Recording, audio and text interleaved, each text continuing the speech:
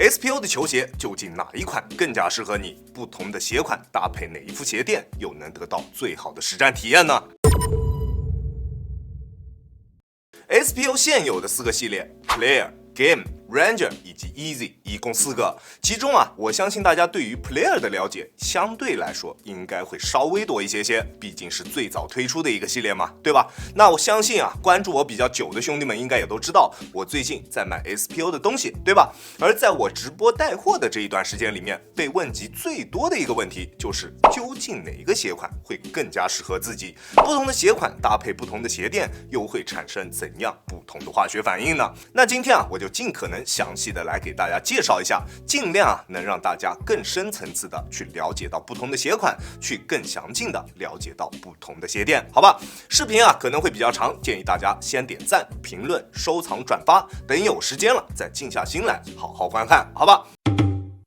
首先，我们先来介绍一下 SPO 现有的所有鞋垫系统：速度 1.0、力量、支撑、爆发、速度 2.0 以及自定义系统，一共6套，每一套都有它不同的穿着体验。速度 1.0 全掌 EVA 发泡的这一副鞋垫没什么特别的科技，单支 42.5 码的重量在50克左右，重量十分轻质，并且还有着极低的中底重心。不过因为它是全掌的 EVA 发泡，所以衰减会比其他的鞋垫更快一些，而且因为表面没有中底部的覆盖，所以在初上脚的时候，双脚与鞋垫之间会有一点点偏滑，需要大概1到2场左右的时间去进行磨合，才能得到明显的一个缓解。力量鞋垫则是在速度鞋垫的基础上，在前后掌分别加上了一块超临界，单支 42.5 码的重量在65克左右，在缓震以及中底的回馈方面都会比速度鞋垫要稍好一些。不过因为跟速度鞋垫一样，主要的框架还是用的 EVA 发泡材质，所以在衰减方面也同样会比较快。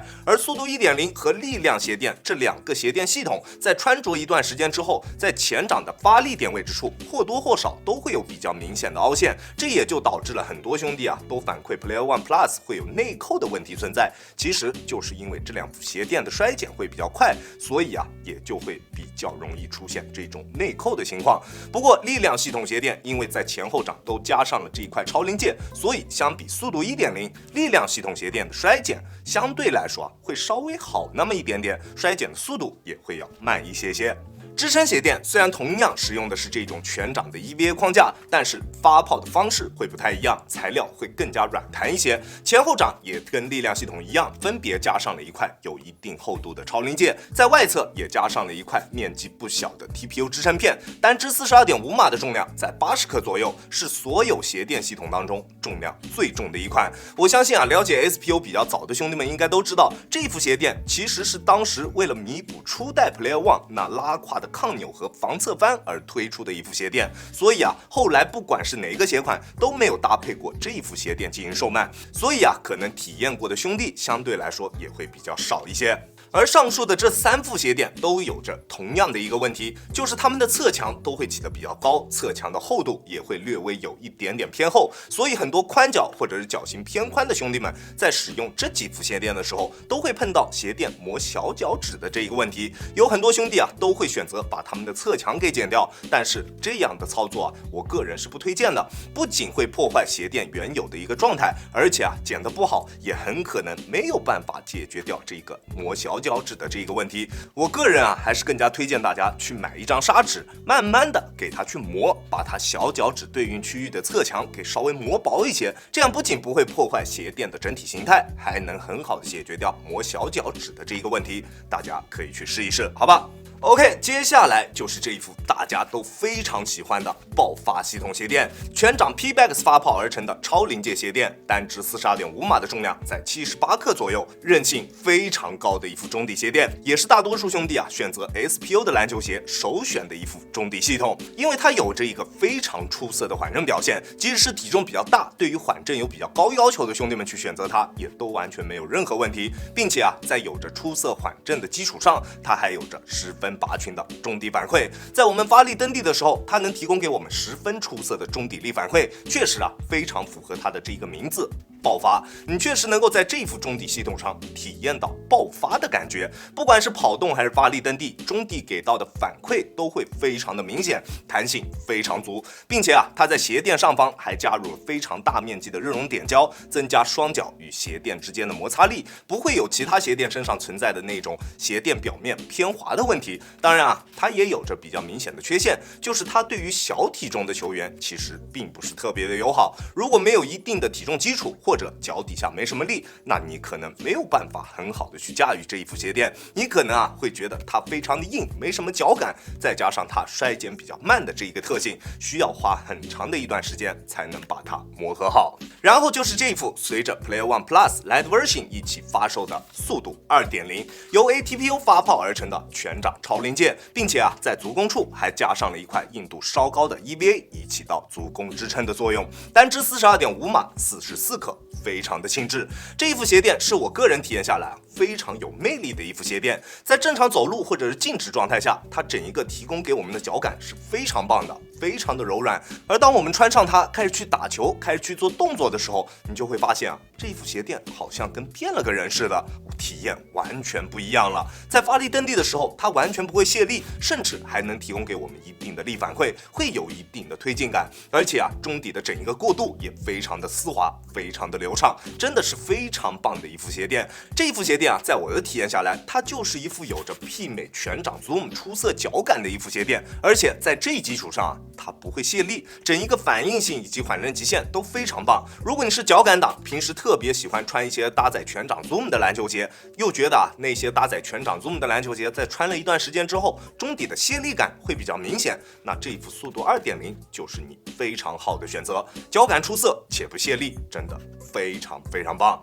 OK， 鞋垫系统当中的最后一款搭配 Easy One 一起发布的自定义系统，一共由3个部分组成，最下层的 EVA 发泡材料，然后就是上层的2副单独的鞋垫。Off Court 顾名思义就是让大家平时用来走路穿的普通的 Outside 鞋垫，没有什么特别之处。而如果你想要用来打球，那就用这一副 On Court， 这是一副带有足弓支撑的鞋垫，并且它的足弓支撑材料是这种软质的材料，有一定的磨合空间。而这一副白色的 EVA 加上 Off Court 之后的重量大概是在42克左右，加上 On Court 则在48克左右，都还是比较轻质的。当然这一副自定义系统的巧妙之处，并不是它搭配了什么鞋垫，而是真正可以让我们做到自定义这3个字。对于它的使用我个人会更加推荐大家在球鞋内部先垫上它的这一副 EVA 发泡鞋垫，然后把上层它给我们配好的这2副鞋垫给换掉，换成我们自己平时用的比较不错的足弓支撑鞋垫，换成更加贴合我们脚型的支撑鞋垫，不管是定制鞋垫也好，还是第三方的足弓支撑鞋垫也罢，都没有什么问题。我觉得这样的一个搭配组合在体验上都会比它自带的这2副鞋垫都要更加出色一些。好，鞋垫系统大致就是这样。那接下来我们就来聊聊它每一个鞋款之间的不同之处，并且再看看不同的鞋款搭配不同的鞋垫会产生怎样一个不同的化学反应。首先我们先来聊聊 Player 这一个系列。初代的 Player One 我们就不说了，毕竟现在也已经买不到了，而且它的整体实战表现也并不理想。我们就从这一双 Player One Plus 来开始跟大家聊。那我就以这个最新发布的1548配色来作为例子，在不含鞋垫的情况下，重量在290克左右，不同的配色之间重量也会有些许的不同，而它搭配不同的鞋垫系统，重量分别有多少，具体如下，大家可以截图保存。那不管在使用哪一副鞋垫的情况下，它的基础性能都是没有问题的，抓地出色，强度优秀，动态锁定也非常棒。不过整一个静态包裹的润感并不是特别足，整一个包裹的体验还是会偏生硬一些。除了这个小问题之外，其他没有什么特别明显的不足之处。大家可以把它理解为一双全面升级版的科比8代。我知道我这么说一定会有不少人来喷我，但是确确实实在我的体验下来，它就是这样。OK， 那接下来我们来聊聊它搭配不同的鞋垫系统在实战体验方面会有些什么不同。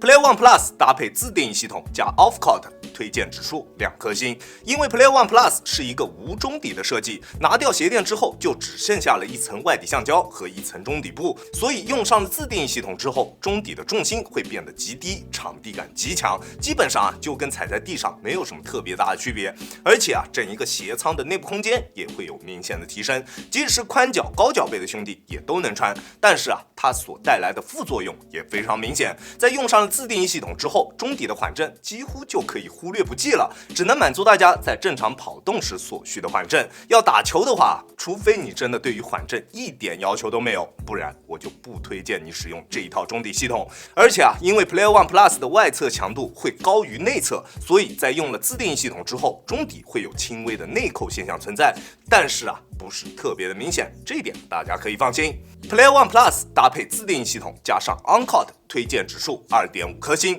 整体的场地感表现以及中底的反应性跟在使用 Off-Court 时没有什么太大的区别，依旧非常的极致。但是啊，相比 Off-Court、On-Court 会带给我们更加饱满的足弓支撑，而且后跟的缓震也会有一个小幅度的提升。但是啊，缓震的提升并不是特别明显，依旧只有体重比较小或者是对于缓震没什么要求的兄弟才可以去进行选择。当然啊，不管是用 On-Court 还是 Off-Court， 因为鞋仓的内部空间增加了，所以它对于脚型的包容度都会更广一些，而且也会更加的舒适。很多宽脚的兄弟们反馈啊，在用某几款鞋垫的时候，可能会碰到磨脚趾之类的一系列问题，但是用上了自定义系统，搭配其他任何一款鞋垫，不管是 On-Court 还是 Off-Court， 这一类问题就完全不会出现了。但是啊，轻微的内扣依旧还是存在的。如果大家想使用这一副中底系统用来进行日常的走路，不管是 On-Court 还是 Off-Court， 用在 Player One Plus 身上，我都不是特别推荐，都会有一点点轻微的内扣问题存在，不是特别适合大家平日里面长时间穿着。Player One Plus 搭配速度 1.0， 推荐指数 3.5 颗星，整体的场地感表现依旧非常出色，脚底下的感觉依旧非常直接，在发力蹬地的时候完全不会有任何拖泥带水的感觉，并且啊，在缓震方面也达到了够用的水平。我180斤的体重，在单纯使用脚后跟着地的情况下，会有轻微的震脚感，但是还算可以接受。不过因为这副鞋垫啊，用的是全掌的 EVA 发泡材质，而且整体的密度相对来说会比较低，它的衰减相比其他鞋垫来说是会比较快一些的。这一点我相信用过这一副中底系统的兄弟们应该都知道，对吧？所以啊，它在前掌的发力点位置处很快就会出现衰减，在衰减了之后，它内扣的感觉会比在使用自定义系统的时候会更加明显一些，长时间的穿着对于脚踝的压力会比较大。但是如果啊，你平时有专鞋专用的习惯，这一双鞋你只用来打球，平时打半场会比较多，追求比较极致的场地感表现，那速度 1.0 确实还不错。Player One Plus 搭配力量系统，推荐指数 4.5 颗星。因为在速度 1.0 的基础上，力量系统在前后掌分别加入了一块超临界，所以整一个中底的缓震得到了明显的提升。虽然场地感方面确实会有一点点的下降，但是反应性依旧非常出色。在发力蹬地的时候，脚底下完全不会有泄力的感觉。与此同时啊，在用上了力量系统鞋垫之后，你能明显感觉到，在我们发力蹬地的时候，脚底下的球鞋能提供给我们一点点力反馈了。虽然算不上特别的澎湃、特别的强烈，但是相比前面的这几副鞋垫，在中底的力反馈方面会有明显的提升。而且啊，因为前掌内侧加入了一块超临界，在发力点位置处的衰减也会比速度 1.0 要慢不少。同时啊，内侧的密度也得到了提升，中底的内扣会有明显的缓解，但是因为上层的 EVA 材质依旧会有比较明显的衰减，所以在长期穿下来还是会出现一点点轻微的内扣问题。但是啊，整体来说，这一副鞋垫是我个人体验下来在 Player One Plus 身上最为均衡的一副鞋垫，除了后期会出现轻微的内扣问题之外，其他方面的表现都非常不错。Player One Plus 搭配支撑系统鞋垫，推荐指数0颗星。大家也都知道啊，这一副支撑系统鞋垫其实是为了给当时的初代 Player One 准备的，在外侧做出了明显的支撑加强设计。但是因为 Player One Plus 整体的强度其实并没有什么问题，而且它本来就有外侧强度高于内侧的这一个问题存在，在使用了支撑系统鞋垫之后，外侧的强度进一步得到了提升，内外侧的强度变得更加不平衡了，穿在脚上内扣的感觉也会变得更加的明显。所以支撑系统鞋垫我不推荐大家使用在 Player One Plus 身上，好吧？Player One Plus 搭载爆发系统鞋垫，推荐指数5颗星。大家也都知道啊，现在一些新配色的 Player One Plus 都会统一标配爆发系统鞋垫，那自然 SPO 也知道大家会更加喜欢 Player One Plus 搭配爆发系统鞋垫所带给我们的实战体验，对吧？使用爆发系统鞋垫之后，中底的缓震极限是最高的，多大体重的球员去选择它都没有问题，而且中底的衰减也会比较慢。即使你穿坏了2-3双的 Player One Plus， 你用的这一副爆发系统鞋垫依旧还可以继续服役。而且啊，在使用了爆发系统鞋垫之后，整体的中底过渡会有明显的提升，不管是在跑动还是蓄力起跳的时候，它的感觉都会更加的出色。在我们发力蹬地的时候，中底的力反馈也会比其他的鞋垫更加的明显，会有比较明显的推进感。当然啊，它也并不能做到适配所有球员，因为它的密度相对来说会比较高，所以它对于小体重的球员其实并不是特别友好。如果你的体重比较轻，可能会觉得它的中底毫无脚感，与此同时，它的厚度也会比其他的鞋垫要稍微厚一点点。在场地感下降的同时，鞋仓的内部空间也会受到挤压。如果你的脚比较宽，或者是脚背比较高，那在用了爆发系统鞋垫之后，可能会出现鞋带勒脚背或者是夹脚之类的问题。这些问题啊，大家在购买之前就必须要考虑清楚，好吧？Player One Plus 搭配速度 2.0， 推荐指数5颗星。相比爆发系统鞋垫，速度 2.0 对于小体重的球员会更加的友好，中底的脚感会变得更加的出色，脚感党的首选鞋垫。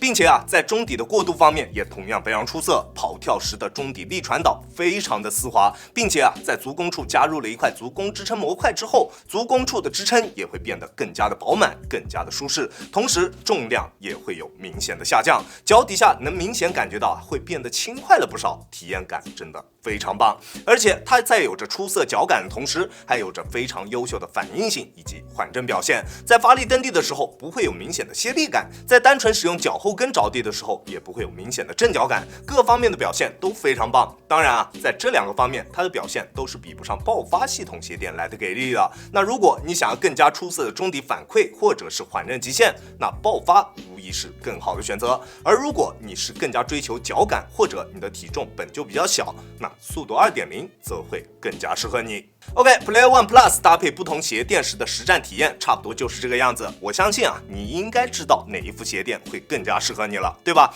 除了自定义和支撑系统我不是特别推荐大家去进行选择之外，其他的几副鞋垫在 Player One Plus 身上的体验都还不错，大家可以按照自己的需求去进行选择，选择一副更加适合自己的鞋垫，好吧？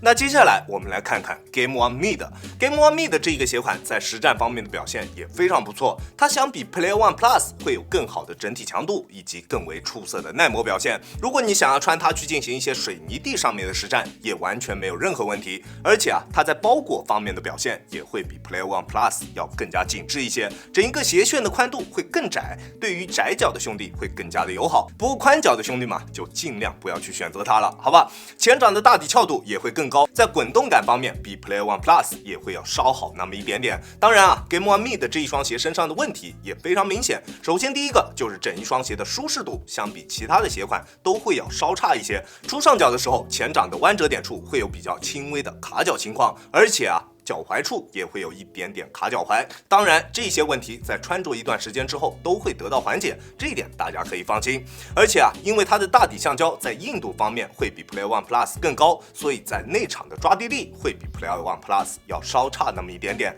中底的重心相比 Player One Plus 也要稍高一点，重量也会稍重那么一点点。单只42.5码，在没有鞋垫的情况下，重量在351克左右。那搭配不同的鞋垫，它的重量分别如下，大家可以截图保存。那接下来我们来看看 Game One Mid 搭配不同的鞋垫会有怎样不同的实战体验。Game One Mid 搭配自定义系统加上 Off-Court， 推荐指数2颗星。在这样一个搭配组合的情况下，它的场地感以及反应性都会有非常出色的表现，并且因为鞋垫的厚度会比较薄，在使用自定义系统的时候，鞋仓的内部空间会有一定的提升。但是宽脚的兄弟们，我依旧不推荐。宽脚的兄弟们啊 ，Game One Mid 这个鞋款就不适合你们去进行选择。我建议你们还是去看看别的鞋款，好吧？但是啊，如果你的脚背是比较高的，那在使用自定义系统的情况下，是完全不会有压脚背的情况出现的。但是在使用了自定义加上 Off-Court 的时候，它的缺点也非常明显。首先就是缓震会比较差，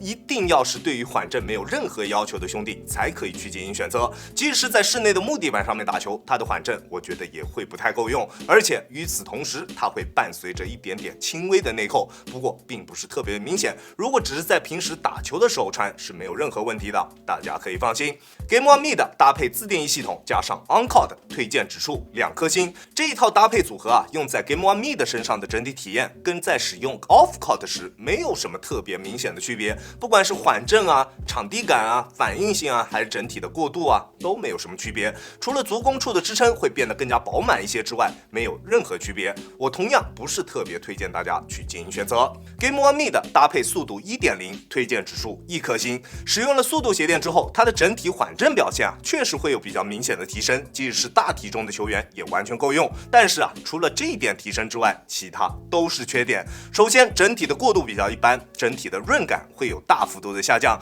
穿在脚上啊，你就会有非常明显的感觉，这一个鞋垫啊跟它的鞋仓匹配度并不是特别高，你能明显感觉出来，这就是一双抽拉式中底的篮球鞋，而且因为速度 1.0 的侧墙厚度偏厚，穿在脚上会有非常明显的夹脚感，顶小脚趾的感觉非常的明显，舒适度非常糟糕。用啊确实是能用，但除了脚型非常窄的兄弟之外，其他的所有兄弟我一律都不推荐。Game One Me 的搭配力量鞋垫推荐指数 3.5 颗星，相比速度 1.0， 它在舒适度方面会有非常明显的提升，顶脚趾的感觉会得到明显的缓解，但是啊还是会稍微有那么一点点，不过不会影响到实战了，起码正常脚型的兄弟们也能穿了，对吧？而且啊缓震会有进一步的提升，我180斤的体重在单纯使用脚后跟着地的情况下也不会有明显的震脚感，与此同时中底的反应性也依旧非常出色，在发力蹬地的时候脚底下的感觉非常直接，不会有明显的泄力感，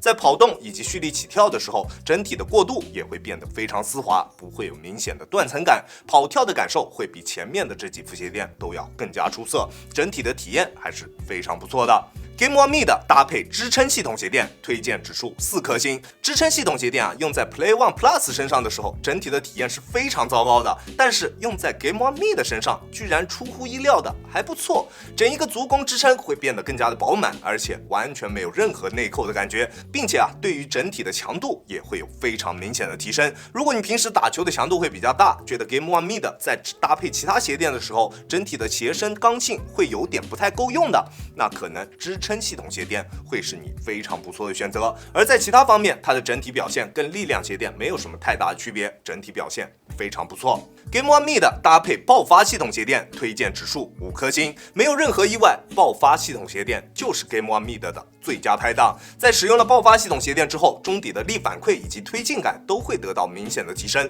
在发力蹬地的时候，脚底下的球鞋能提供给我们非常明显的推进感，而且整一个中底的滚动感以及跑动感受都会有非常明显的加强，足弓处的支撑也比较饱满，跟支撑鞋垫相当。但是啊，如果你对于缓震的要求会比较高，或者平时打球的场地就是室外的水泥地，或者是其他一些比较硬的场地，那爆发系统鞋垫就能给你提供最好的一个缓震极限。不管你多大体重，在使用了爆发系统鞋垫之后，缓震都是没有问题的，放心选择就行了，好吧？Game One Me 的搭配速度 2.0 推荐指数 4.5 颗星。首先啊，在用上了速度 2.0 之后，它所带给我的足弓支撑是最舒适的，非常饱满，但是完全不会有顶的感觉，润感非常强。而且啊，它所能提供给我们的脚感也是这些鞋垫当中最棒的。脚感党无脑选择速度 2.0 就行了，好吧？至于缓震表现的话，会跟力量鞋垫比较接近，在室内场地算是够用。如果啊要用来打水泥地，可能缓震会稍微有一点点欠缺。但是相比力量或者是支撑系统鞋垫，速度 2.0 用在 Game One Me 的身上的整体润感都会有更好一些，鞋垫与鞋仓之间的匹配性会更加高，一体性会更加出色，而且中底的过渡也会变得更加的丝滑，在跑跳时的感受会更加的出色。但是速度 2.0 用在这一款鞋垫身上啊，泄力感会比较明显一些，我也不知道为什么，穿上脚之后会有一点点像是那种气压不太足的全掌 Zoom 所带给我的那种感觉。这种感觉啊，我个人不是特别喜欢。OK，Game One Me 的搭配各个系统的实战体验基本上就是这样。如果你是脚感党，那首选速度 2.0， 其他兄弟们首选爆发系统鞋垫就行了。当然啊，如果你的预算有限，那力量和支撑也都是非常不错的选择。相信大家啊，应该已经知道哪一副鞋垫会更加适合自己了，对吧？好，那接下来我们就来聊聊这双我个人非常喜欢的 Ranger 这一双鞋是我个人体验下来 SPO 现有的鞋款当中，在跑跳体验方面最出色的鞋款。但是因为整体的这个外观会比较非主流，再加上不是特别出色的重量表现，单只42.5码，在没有鞋垫的情况下，重量在330克左右，搭配不同鞋垫分别的重量具体如下，大家可以截图保存。那接下来我们就来好好聊聊它在搭配不同鞋垫的情况下会有怎样不同的实战体验。Ranger 搭配自定义系统加 Off-Court 鞋垫，推荐指数5颗星，真的非常出乎意料在 Ranger 身上使用自定义鞋垫之后，整一双鞋出奇的润，你完全感觉不出来这是一双抽拉式鞋垫的篮球鞋，鞋垫跟鞋仓完美贴合，一体性直接拉满，而且因为 Ranger 自带中底泡棉且有一定的厚度，在用了自定义之后，整体的缓震也完全没有问题，即使是像我这样180斤的体重也完全不会有震脚的感觉。然后用上了自定义鞋垫之后，最大的一个优势就是场地感以及反应性在 Ranger 身上发挥到了淋漓尽致，中底的贴地感以及在发力时脚底下的那种脆爽感都给大家拉满了，体验非常棒。而在用上自定义系统之后，大家可能会比较担心它的包裹锁定会不会出现问题，在我这一段时间的体验下来也完全 OK， 因为 SPO 的所有鞋款它的鞋带孔设计都是比较靠前的，而且因为 Ranger 的鞋面用的更多的是针织材料以及皮质材料，所以在磨合一段时间之后，它能很好的贴合住我们的脚型，不像是 Player One Plus 或者是 Game One Mid 一样，鞋面的磨合空间相对来说会比较小，而 Ranger 在磨合之后，整体的包裹感是非常棒、非常出色的。所以在使用自定鞋垫的时候，只要我们拉紧鞋带，我们就能得到非常出色的包裹以及锁定表现，体验感非常出色。还有一点就是它整体的重量也会有一个比较明显的提升，脚底下会变得更加轻盈，更加的轻快了。如果你手上有 Ranger 正巧还有自定义系统，那我强烈推荐大家去试一试，倒不一定说它的体验会比爆发系统来的更加出色，但一定会是一种完全不同的体验。相信我这种体验也绝对不差。如果你比较追求场地感以及反应性，那自定义系统搭配 Ranger 的这个组合真的非常推荐大家去试一下，好吧？Ranger 搭配自定义系统加上 On-Court 鞋垫，推荐指数5颗星。其实，在 Ranger 上使用自定义系统，不管是用 Off-Court 还是 On-Court， 他们的体验都非常棒，没有什么特别大的区别。用了 On-Court 之后，整一个足弓支撑会变得更加饱满一些。但是在 Ranger 身上即使是在使用 Off-Court 的情况下，足弓支撑也完全没有问题。所以这两副鞋垫我给出的推荐指数是相同的。如果你想要更加出色的足弓支撑，那你可以去使用 On-Court。如果你觉得够用就 OK 了，那 Off-Court 就足够了，好吧？Ranger 搭配速度 1.0， 推荐指数2颗星。从自定义系统换到速度 1.0 系统之后，你能明显感觉到整一双鞋的润感会有非常明显的下降，鞋垫与鞋仓之间的匹配度没有自定义系统来的那么高，而且还会有轻微的夹脚问题出现，舒适度会有一定的下降，同时还会伴随着一点点轻微的内扣。当然在反应性方面的表现依旧非常出色，中底的过渡也依旧很棒，但是总体来说体验感比较一般，我并不是特别推荐。Ranger 搭配力量系统，推荐指数2.5颗星。在使用力量系统鞋垫的情况下，整一个一体性跟搭配速度 1.0 时的感觉没有什么太大的区别，也同样会有轻微的夹脚情况出现，但是不会内扣，而且整体的缓震也会更好一些。但是整一个体验下来依旧不算特别出色，只是比速度 1.0 稍微好那么一点点，依旧不是特别推荐。Ranger 搭配支撑系统鞋垫，推荐指数0颗星。在使用支撑系统鞋垫的时候，鞋垫侧面的侧墙会明显顶住我们的外侧足弓，舒适度非常糟糕，是那种1分钟都不想多穿的体验。这一副鞋垫我完全不推荐大家去使用，好吧？Ranger 搭配爆发系统鞋垫，推荐指数5颗星。换上爆发系统鞋垫之后，整一个润感又回来了，整一双鞋的一体性明显得到了史诗级的加强，但是鞋仓的内部空间会明显变小一些，对于脚型的包容度会比在使用自定义系统的时候要稍微小那么一点点，高脚背的兄弟们可能会碰到压脚背的情况。除了这一点之外，在其他方面的表现都非常棒，中底的缓震拉满，推进感和整体的过渡也都非常拔群，毕竟是原配的鞋垫嘛，体验感自然就不会太差。如果你比较追求缓震，需要比较强烈的中底推进感，那毋庸置疑爆发系统就是你最好的选择。但是对于小体重的球员来说，我还是会更加推荐你们去体验一下这双鞋搭配自定义，真的非常棒。而且在使用爆发系统鞋垫的时候，球鞋的重量也会有比较明显的上升。如果你的体力不是特别出色，或者脚底下没什么力，那爆发系统鞋垫反倒会成为你在球场上的负担，好吧 ？Ranger 搭配速度 2.0， 推荐指数5颗星。速度 2.0 用在 Ranger 身上的身体体验会比速度 2.0 用在 Play One Plus 或者是 Game One Me 的身上的时候都要更加出色。缓震的极限会有明显的提升，而且脚感也非常出色，非常棒。它能给我们带来搭载全掌 Zoom 的篮球鞋所能提供给我们的脚感，真的非常出色。而且在这一基础上，它完全不泄力，在静态体验下或者是在正常行走跑动时，它所提供给我们的是非常柔软的脚感。但是当我们发力蹬地的时候，它就会变成韧弹的回馈，会根据我们脚底下力的大小不同，回馈给我们不同的脚感，真的有那么一点点自适应的意思了，非常有魔力的一种体验。而且在用速度 2.0 的时候整一双鞋的润感也同样非常足，一体性非常强，在跑跳时中底的过渡甚至会比爆发系统鞋垫来得更加的丝滑，更加的优秀。但是跟用在其他鞋款上有一个方面会不太一样，速度 2.0 用在其他任何一个鞋款上，我们都能感觉到足弓支撑会变得更加饱满了，但是用在 Ranger 身上，足弓处的支撑好像跟其他的鞋垫并没有什么特别明显的不同，这一点我也想不明白。那以上就是 Ranger 搭配不同的鞋垫所能带给我们不同的实战体验。在 Ranger 身上，我首推大家去选择它的爆发系统鞋垫，毕竟是鞋身自带的嘛，不用大家额外掏钱，而且整体的体验也确实非常不错。其次，我个人会更加喜欢在 Ranger 身上使用自定义系统的实战感受，真的会变得更加的轻快，滚动感等等其他各方面，我觉得也没有明显的下降。虽然确实中底的推进感以及力反馈会有些许的下降，但是我觉得用中底的力反馈换来更加出色的重量以及更加优秀的场地感，我完全能够接受。当然如果你是脚感党，那想都不用想，直接速度 2.0 就行了，好吧？而在这一双鞋身上远古时期的那3副鞋垫体验感都不是特别出色，我都不是特别推荐。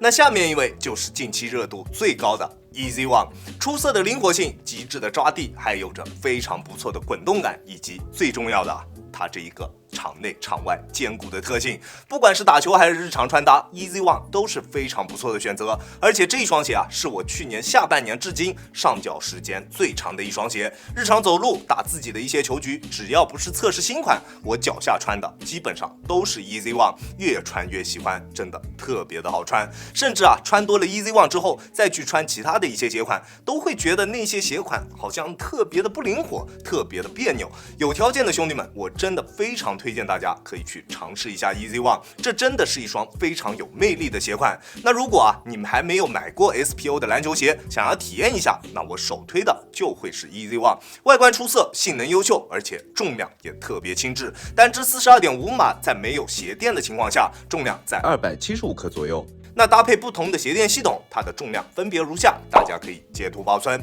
而在 Easy One 身上究竟那么多的鞋垫系统，哪一副才是最适合你的呢？接下来我们就来看看搭配不同的鞋垫，它所带给我们的体验会有什么区别。Easy One 搭配自定义系统加 Offcourt 的鞋垫，推荐指数4颗星。虽然 Offcourt 这一副鞋垫是让大家在日常走路的时候用的，但是如果你要用来打球，也完全没有问题。它能提供给我们非常不错的场地感以及反应性，在发力蹬地的时候，脚底下的感觉也非常直接。但是在足弓支撑方面会明显有一些欠缺。如果长时间用这一副鞋垫来打球，足弓会出现比较明显的疲惫感，而且缓震也稍微差了那么一点点。如果你对于缓震没有太高的要求，那在室内的木地板上面它是绝对够用的。但是如果你想要用来在其他一些比较硬一些的场地上面使用，那它的缓震就不太够用了。Easy One 搭配自定义系统加 OnCourt 鞋垫，推荐指数4颗星。在拥有跟 Offcourt 相同的场地感以及反应性表现的同时，它在足弓支撑方面的提升会非常明显。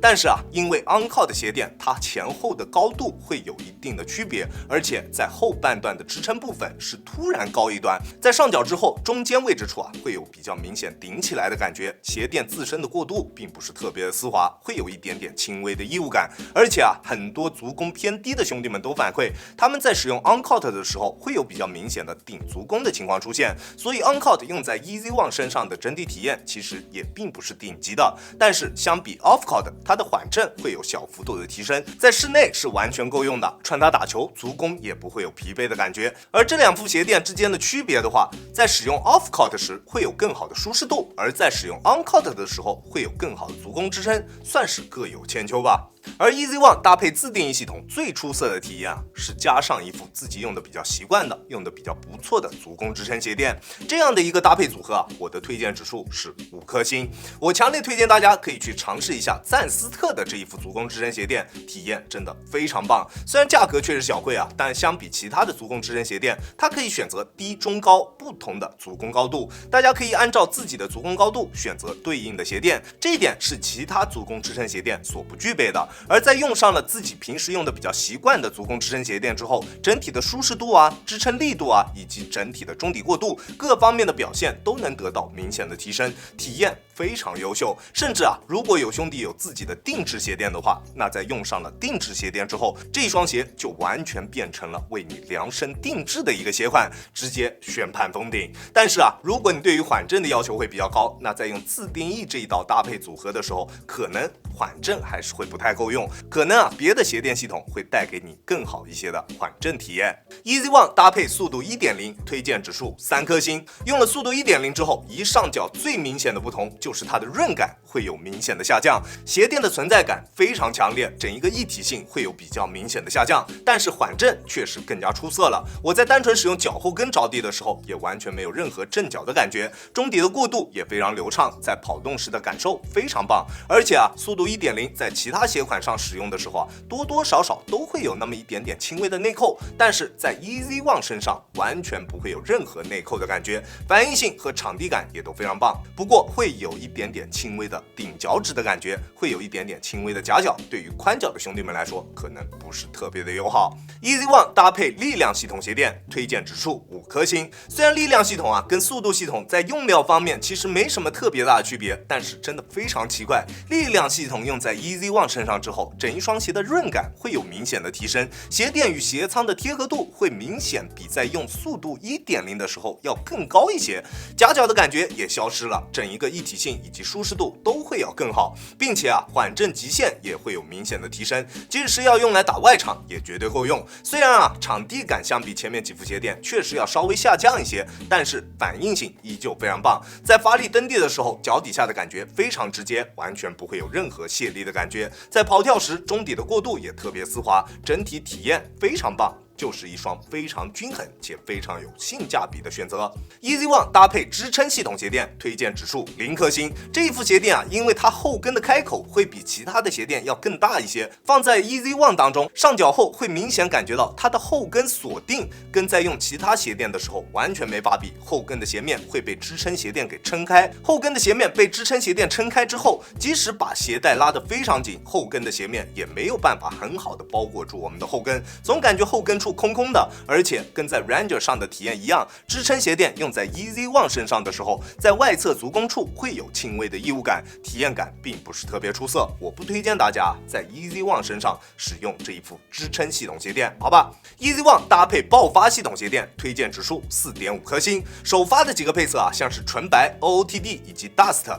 因为它们的鞋仓内部空间都会比后面的配色要稍微小一些，在用了爆发系统鞋垫之后，总感觉鞋仓的内部空间会变小，所以之前的几个配色我并不是特别推荐大家在它们身上使用爆发系统，但是后来出的这几个配色在使用爆发系统鞋垫的时候，内部的空间是可以接受的，并且不会有挤脚的感觉，所以在它们身上使用爆发系统鞋垫也完全没有任何问题。但是相比其他鞋垫，在使用爆发系统的情况下，它的中底都会更硬，脚感党一定不会喜欢。当然，如果你有一定的体重基础，或者你的脚底下比较有力，那你就能明显感觉到它的韧感，能明显感觉到它的中底力反馈，在发力蹬地的时候，它的中底推进感会更加的明显，更加的澎湃。但是整体的重心会比在用其他鞋垫的时候要稍微高一些，前后掌的龙骨落差也会变小，会有轻微的前高后低的感觉，会让大家不自觉的用更多的前掌去进行发力，整一个中底会变得更加激进，会更加适合追求第一步爆发的球员们去进行选择。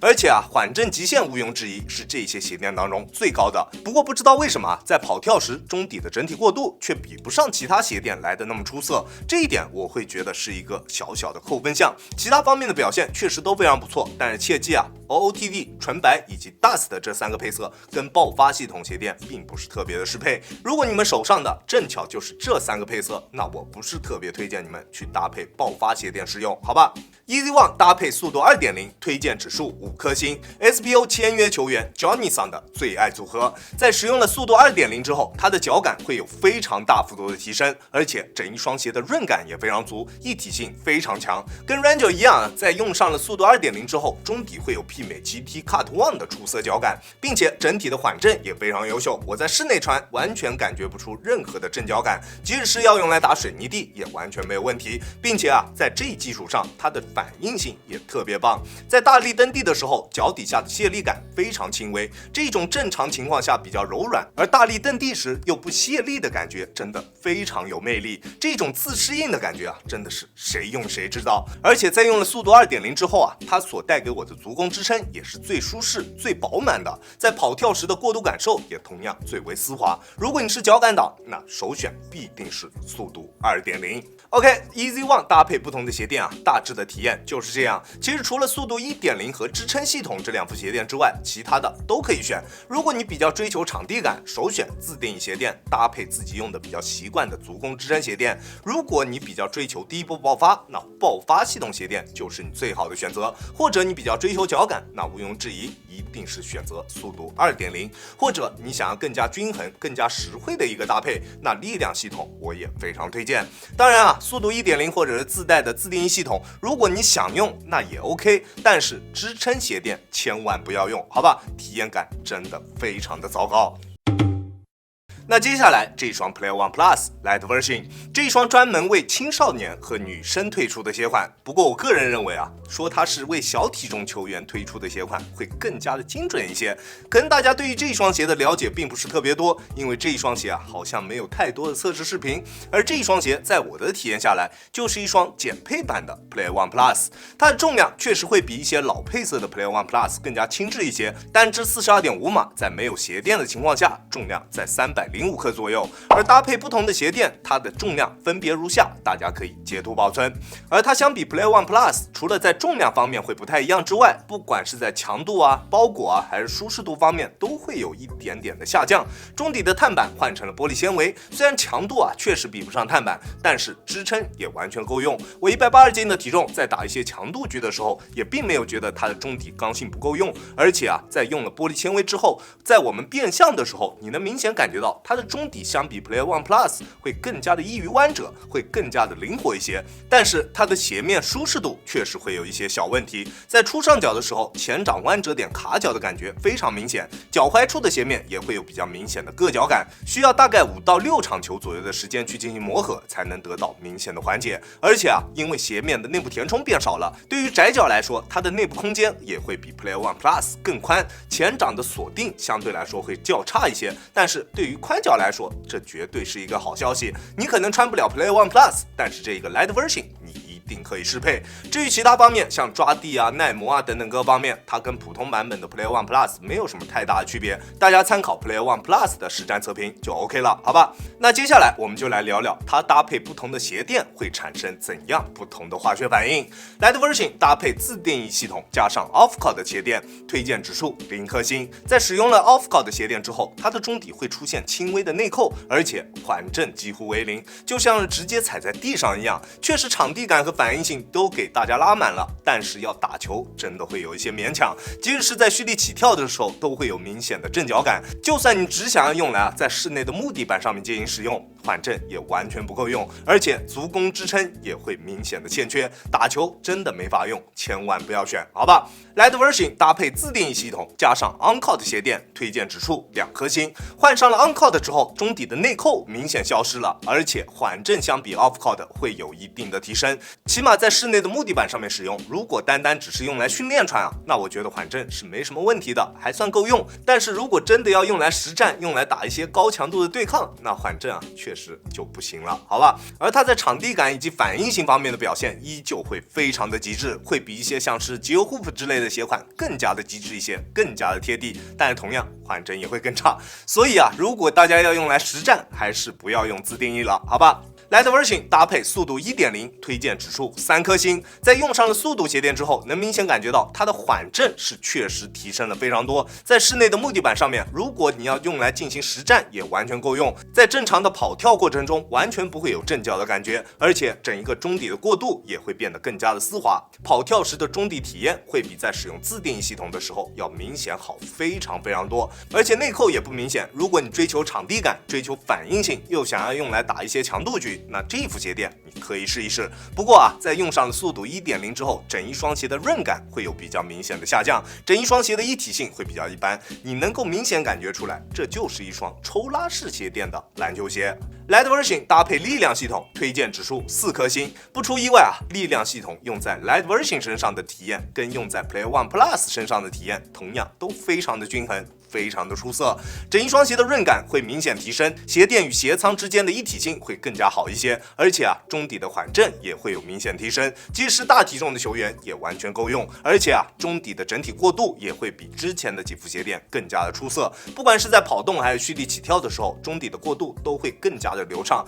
而且在我们发力蹬地的时候，也能感觉到中底会有一点点轻微的力反馈了。虽然不是特别的澎湃啊，但是整体体验下来还是比较不错的。Light Version 搭配支撑系统鞋垫，推荐指数4颗星。在用上了支撑系统鞋垫之后，能明显感觉到整一双鞋的中底强度会有明显提升，在做一些对抗蹬地动作的时候，鞋身的姿态能保持得非常不错。但是啊，跟之前在 Easy One 身上的体验一样，因为这一副鞋垫会比其他的鞋垫要更宽一些，所以用了这一副鞋垫之后，球鞋后跟的包裹会比在用其他鞋垫的时候要稍微空那么一点点。同时啊，外侧足弓处也会有轻微的异物感，虽然不是特别的明显，并不会影响到实战，但是我觉得舒适度还是非常重要的，对吧？而在其他方面，它的表现跟力量系统鞋垫没有什么太大的区别。如果你在使用其他鞋垫的时候，会觉得 Light Version 的整体强度不太够用的，那这一副支撑鞋垫可能会是你比较好的一个选择。Light Version 搭配爆发系统鞋垫，推荐指数5颗星。